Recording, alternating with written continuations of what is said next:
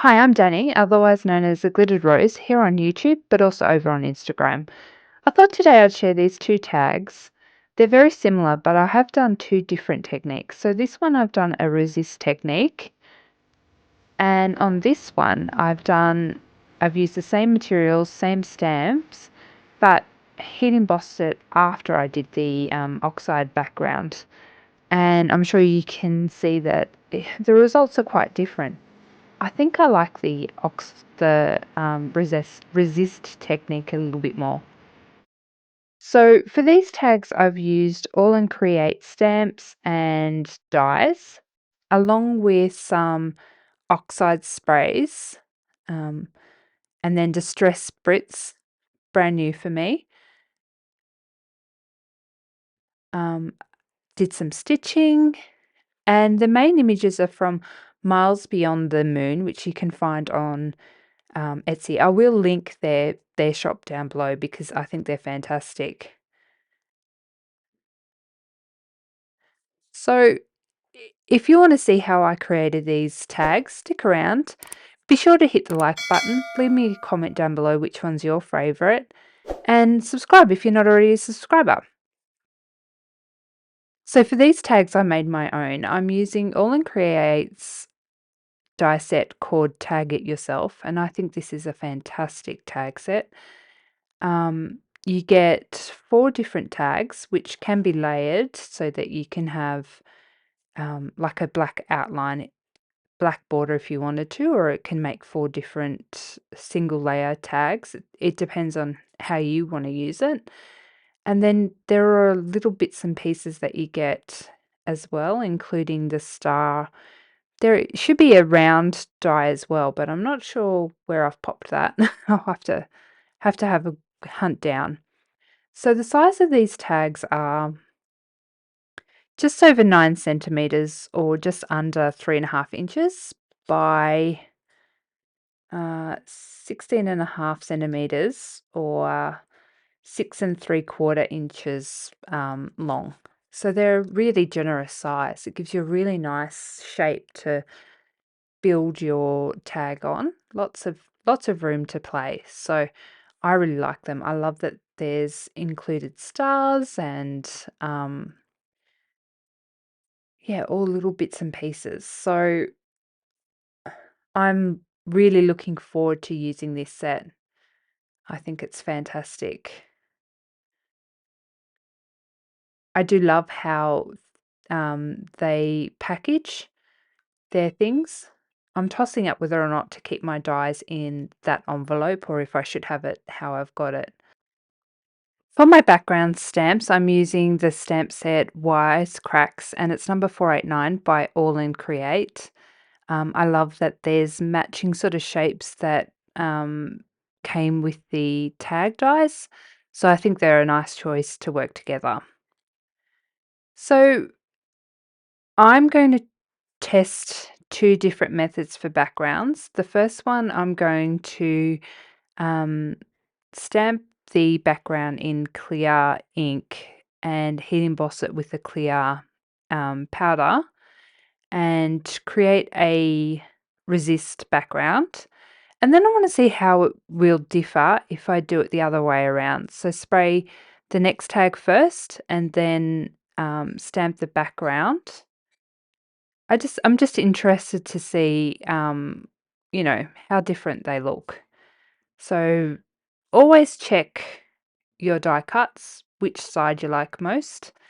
I think that there's a right and a wrong side, but I might be the only person. I think that it cuts nicer on one side than the other. I will make this part of the video a little bit quicker because I can imagine watching me stamp randomly with clear ink and then emboss with clear ink. You're not going to see a lot anyway, but I'll leave it in just so that you can see how I randomly place things. I will admit it's a little bit hard to do this because you can't see what you're doing. So it truly is random when you do it because you don't know if you're stamping over other things, but that doesn't matter. A lot's going to be covered up by the focal images anyway. So I'm just grabbing out my embossing powder. I'm having difficulty. My camera wants to focus on any faces that it thinks is in the shot. So those little collage images was confusing my camera. So I've just moved it out of the way. Um, Now I'm just going to heat it with my heat gun and we'll get on to spraying the background. So I've grabbed out some colours that I think will work with those focal points. I'm going in with Wild Honey and Brush Corduroy. I think that those colours should match quite nicely with those focal points. Wow, look at that resist. It really shows up nice and quickly, doesn't it? I think it's quite nice.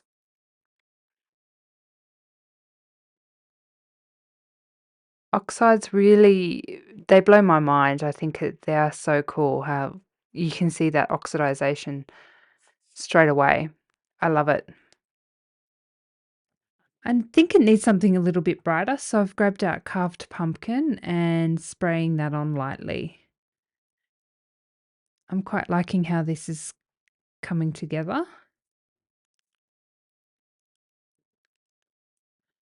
I really like the resist technique. I think that looks really nice. Just going in with a little bit more of that brushed corduroy. Colours are gorgeous together. I think this is a nice combination. So I've dried it off and this is how it looks. I love the little splatters, um, sort of an uneven spraying, which is what I really like. I don't like it to be all smooth, otherwise I'd ink blend it. So I'm really happy with that. I love the distress look. I like how it's turned white, but sort of an aged white. It looks very different than if you were to stamp it in white and heat emboss it. So I like that. Um, let's spray the next one. To have a fair comparison between the different techniques, I've decided to use the same colours. I think that will give us a clear indication of how the results differ. So again, just randomly spraying. I might speed up this section so that you're not sitting here watching me spray again. It's nice to use those stamps that I received in my um, Aall Create Lucky Dip box. I'm still over the moon with what I got. All right, so now we're going to use the embossing ink pad. I was going to use Brilliance, but I've decided to emboss it. Just do a similar technique to what I did before, but this won't be a resist. So just as I did before, just randomly stamping. I don't want it to look too uniform and I don't want it to look too perfect. It's just the background. So now I'm using Wow Clear Gloss embossing powder just to emboss that background and I blast it with my heat tool. I have a code for anybody who might want to put in a purchase with Aall Create. Not only do they have the fabulous mystery or lucky dips that I've done a review on, I'll make sure I link that up above. They also have beautiful stamps and dies and collage items, so I highly recommend them. If you do place an order, I have a code which I'll list down below. So if you make a purchase through Aall Create and use my code, I will get a small commission, but it's at no extra cost to you, and I would really appreciate it. It would help keep my channel running and help me purchase new supplies to to share with you all. Okay, so looking at these two side by side, the white one is the one with the resist, and the other one was the one that was done after the oxides. And there is quite a bit of difference. You can see that it's turned a bit white on the resist. It looks a bit more aged. I definitely prefer this technique. It might be a little bit more tricky because you can't see what you're doing, but that's half the fun. it's a surprise when it's all done and you can see it finished. All right, so I'm going to use some of 49 and Market rub-ons.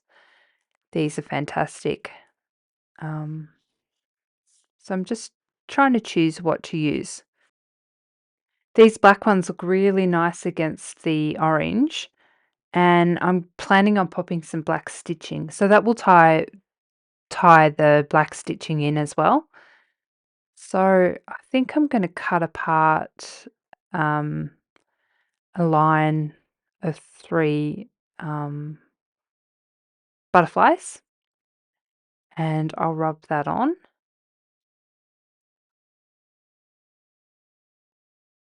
You can tell when there's been some thought and some actual design going into some products, and things like Aall Create and 49 and Market. There is, like, you can tell with these 3 butterflies, it goes from lighter, middle black to darker. It's just little things like this that make things look really professional and like they're designed well. I appreciate that sort of thing.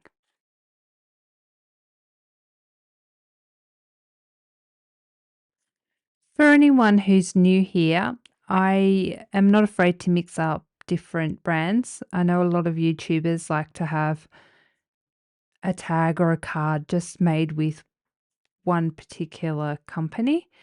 I think personally it's a lot more realistic if you mix and match. Um, so I don't mind mixing and matching different companies. Sometimes you've got the right thing from a different company to pop on, and it works. So I don't think there's any shame in that. I hope you don't mind watching a mixy matchy videos with a bit of this and a bit of that. um yeah, just use what you've got. I made a little bit of a whoopsie daisy when I was drying the back of this tag. I had it up against the paper and that melted the embossing powder and made the paper stick to it. So there's a bit of a white patch there. So I'm just covering that up with the rub-on. Okay, so I'm just back from the sewing machine and I did a little stitching. And look at this new stitch that I found. It's perfect. Oh, I think it's so cute. All right, so they're done. Now I'm going to just see what else I think it needs. I'm going to pop 2 of these little cuties on one tag and one on the other. And I think they're coming along really nicely. Okay, so now I've grabbed out my Distress Oxide in ground espresso, and I'm going around the edges of my little people just to blend out any white bits that I've left when I've fussy cut. But also I don't like the white around the edges of the image. So this just makes it look a little bit sort of neater. So I'm going to do that with all 3. I'll do it off camera. Okay, they're looking a lot better, and I've got this roll of stickers, and they're all postage stamps with fungi on them, little mushies. So I'm going to pop one on each tag. I think the color matches really nicely with the little people, so I think they're really cute. And I'm just running over them with a bit of ink just to blend them in a little bit. So I've decided I want to grunge it up a little bit, and I'm going to grab out my new Distress Spritz in Walnut Stain. So I didn't think I needed these when these came out because I've got the Lavinia Magicals, but they're a little bit different. They're clear, I believe, with mica to colour the liquid. So when I saw somebody use it, I was like, yes, I need these as well.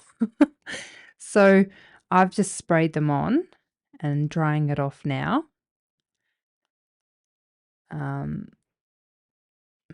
That looks quite nice with the spray. Isn't it funny how many different products we need? Or we think we need.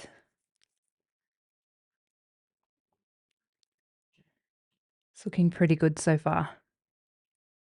I want more dots, so I've grabbed the dripper tube, well, the spray tube out, and I'm just flicking it on my tags now. And I like that. I think that's looking really nice. I like that. I think that's looking really good. I think they need to pop out from that background a bit. So I'm going to grab my gel pen and trace around the little people. That will just bring it out.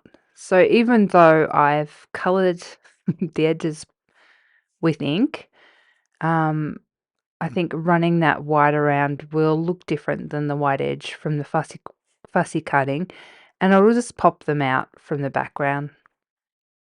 I just run the pen over and then just smudge it out a little bit so they're not such harsh lines. I think that looks good.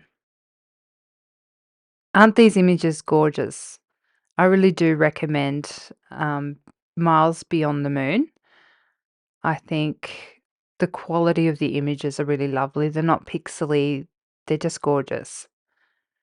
All right, so I'm going to go around the border with Rusty Hinge. I hope it's dark enough just to frame the tags and bring your eye in a little bit more towards the center. Oh, this is interesting. It's sort of changing the color. I like this. Enjoying using oxides over oxide sprays. I think it gives a really nice effect. Okay, so that's done. I've grabbed out my Lavinia Stamps Sentiments, more brand mixing, but I don't care. So these are great. They're coming in white, black, and this age look. And I think the age looks, that's a tongue twister. The age looks best on these tags. I've just outlined it with my Stabilo wall, and now I'm grabbing another sentiment. This one says shine brightly, and outlining it with my Stabilo, then smudging it just to give it that age look. And I'm pretty happy with that. Oh, I nearly forgot those die cuts that I especially wanted to use. So now I'm just colouring in them with the Rusty Hinge. I think that will be nice. It'll bring in that border, but also stand out on its own. I also could have left it white. I'm not sure which would have looked better, but we're just roughly colouring these in. And I'll flick some spritz on as well, just to make it all cohesive and grungy it up a bit. I'll just glue them on and I'll be back.